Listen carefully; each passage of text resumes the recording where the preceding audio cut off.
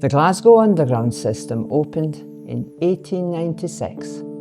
This is the third oldest subway system in the world after Budapest and London.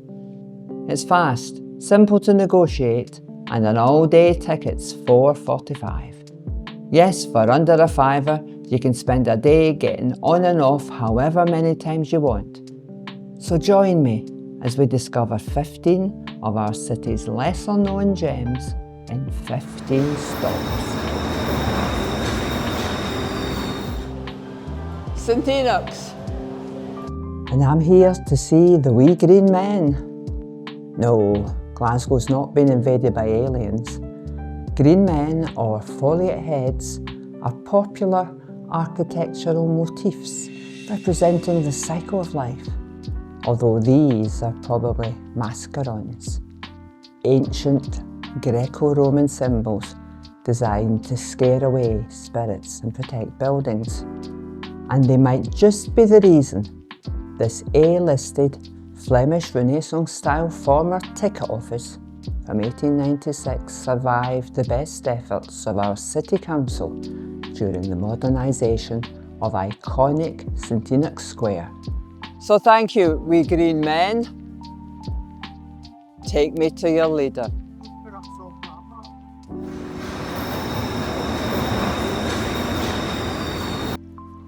Bridge Street.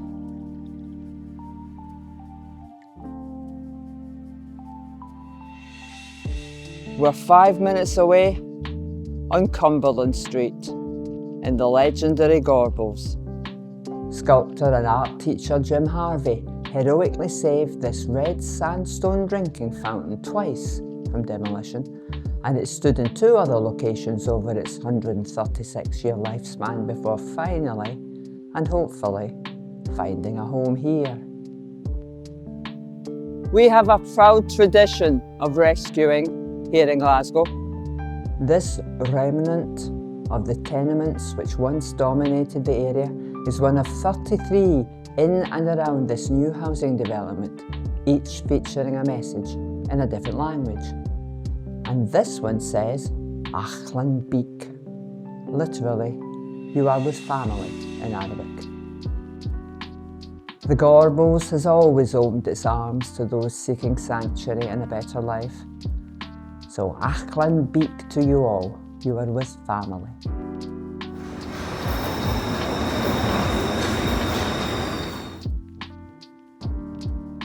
West Street.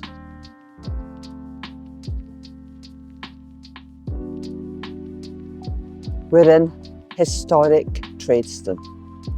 This is the magnificent B-listed Victoria Grain Mills, built in 1894 and partially converted into flats in 2002.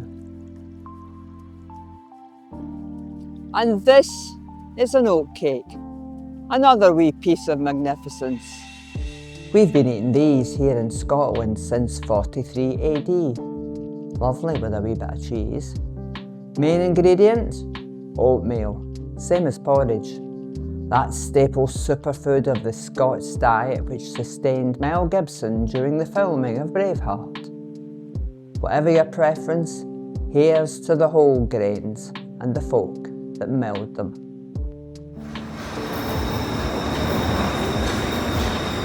Shields Road.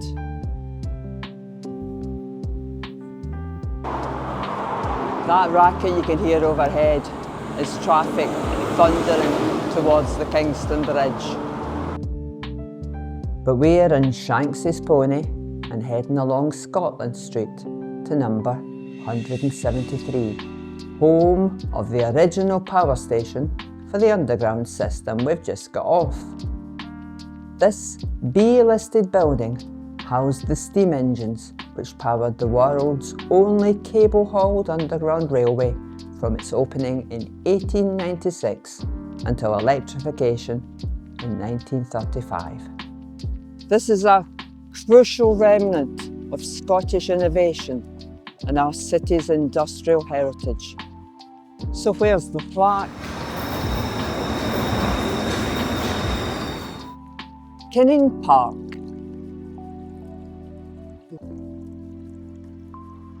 And we're at Kinning Park Complex, just across from the Underground station on Cornwall Street, to celebrate our city's radical tradition of speaking truth to power and refusing to take no for an answer.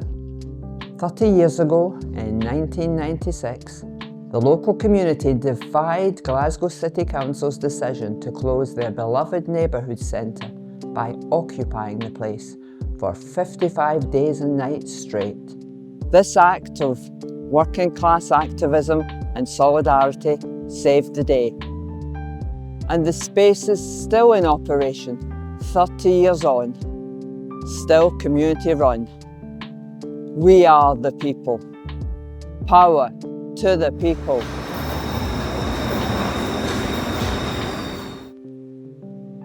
Enoch.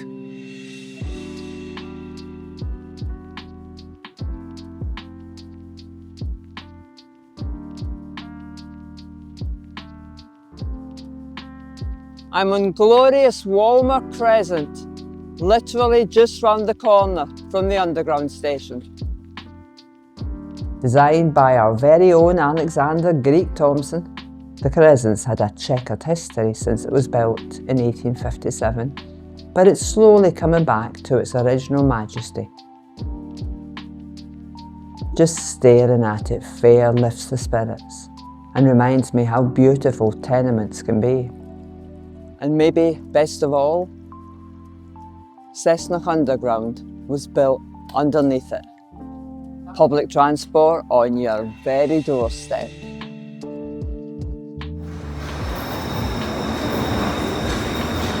Ibrox.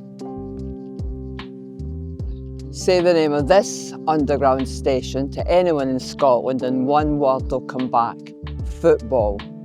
And an ancient rivalry I have no intention of getting into here. So let's celebrate the area's even more ancient spirit animal with the ruins of Ibrox Primary School.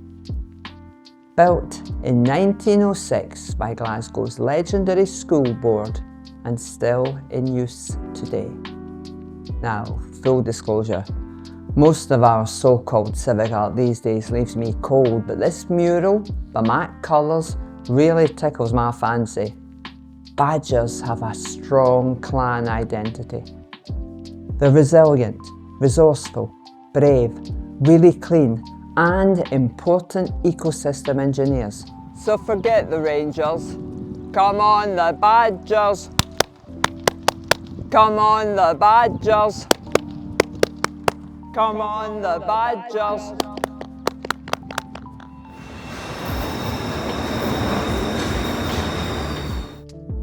Govan. This is the historic heart of shipbuilding Glasgow, and these streets once rang with the ding of 1,000 riveters' hammers. But we're here to track down some 142-year-old crocodiles. So keep an eye out. Apparently they can be found near water. And here they are, just across from the Underground station on this beautiful B-listed cast iron drinking fountain.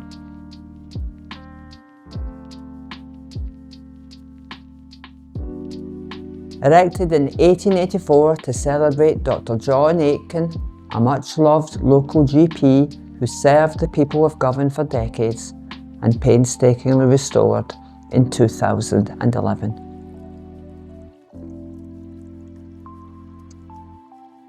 Maybe it kind of looks like the alligators are getting ready to eat that way.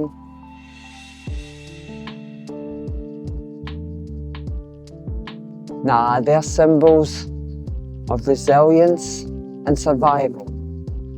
A bit like Govan herself.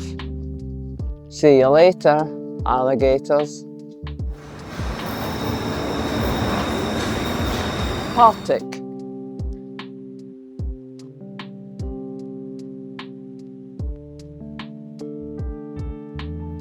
We're in Crawford Lane, just off Dumbarton Road, and a hop, skip and a jump, from the underground station. And we're here to celebrate Helen Crawford, spelt with a U. Proud red Clydeside communist and suffragette, this former Sunday school teacher cut her teeth during the Glasgow rent strikes of 1915, when wives and wains socialism successfully halted evictions by war-profiteering local landlords.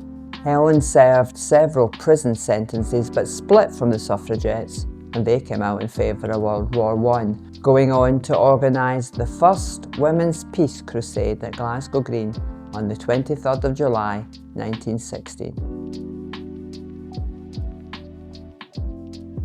No, Crawford Lane's not named after her. Maybe it should be. But she is honoured in stained glass in Woodside Library, up the road in the West End. Solidarity, Helen. Kelvin Hall, named for the famous exhibition centre a short walk away, which opened in 1927 and has housed everything over the years from circuses to the late lamented Glasgow Proms concerts. But we're not going there. We're heading up the road to Mansfield Park, and it's got nothing to do with Jane Austen. We're looking for the Partick Poltergeist, active from 1959 to 1961 in the home of the Hanlon family at number 23 Mansfield Street. Only even numbers remain these days, so we can estimate number 23 would have stood somewhere around this spot. Now, I'm as open-minded as any Glaswegian, but there's a fair chance this is all just an urban myth. Or is it?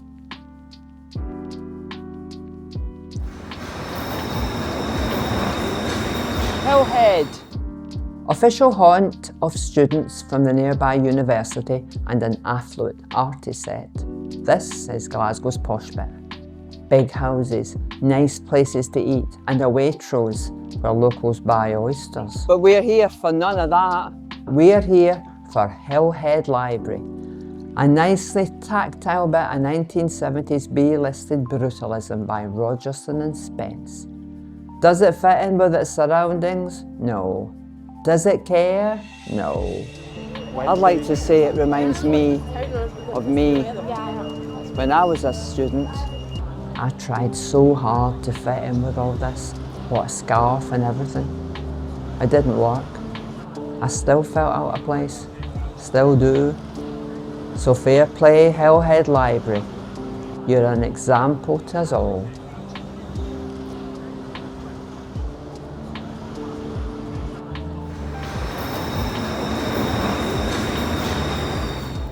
Kelvin Bridge. That's the River Kelvin, and this is the A-listed Great Western Bridge. A wee bit of East End civil engineering genius way out here in the chic West End. Designed 135 years ago by Gallowgate-born boy Daniel Miller, constructed by William Arrow and Co of Dalmarnock, with parapets and spandrels by Postle's own McFarlane and Company. Those factories have gone, but what they made endures.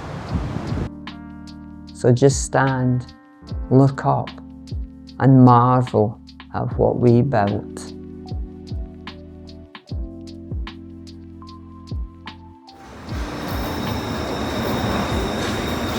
St George's Cross.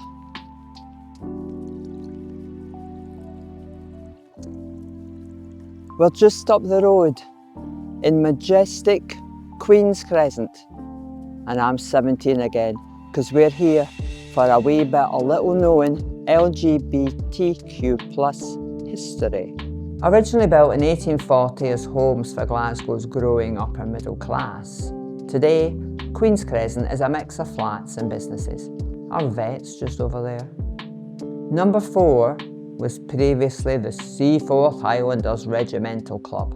But in 1980, this classical style townhouse was home to the SHRG Glasgow branch club, and their discos were legendary. If you close your eyes, you can still feel those beats thrumming up through the soles of your feet. Calcadans.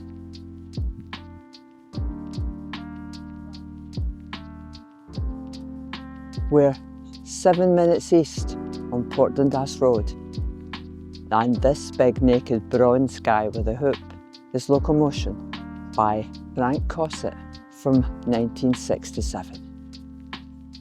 A tribute to Glasgow's engine building heritage.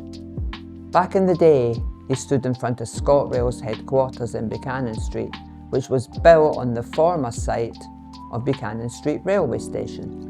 Before that, this was the main route up to Port Dundas, a major industrial hub linking the Monklands with the Forth and Clyde Canal. And back before that, cattle grazed here.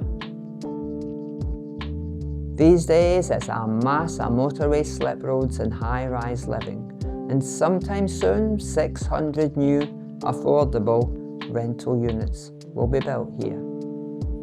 Those wheels, they just keep on turning, don't they?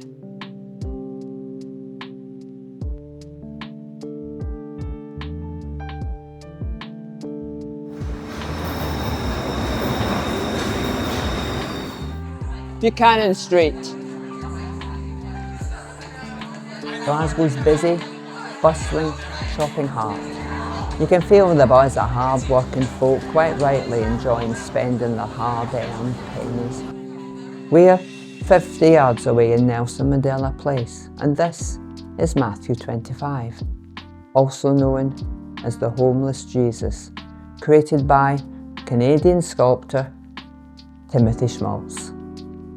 Every time I get the number 38 bus home, I pass Matthew 25.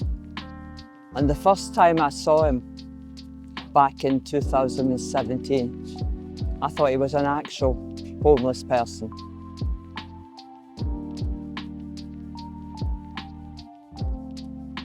Now, I'm not religious, but in a city, in a country, at a time when many of us are just a paycheck away from homelessness, we are all potentially Matthew 25s. Whatever you do for one of these, the least of my brothers and sisters, you do for me.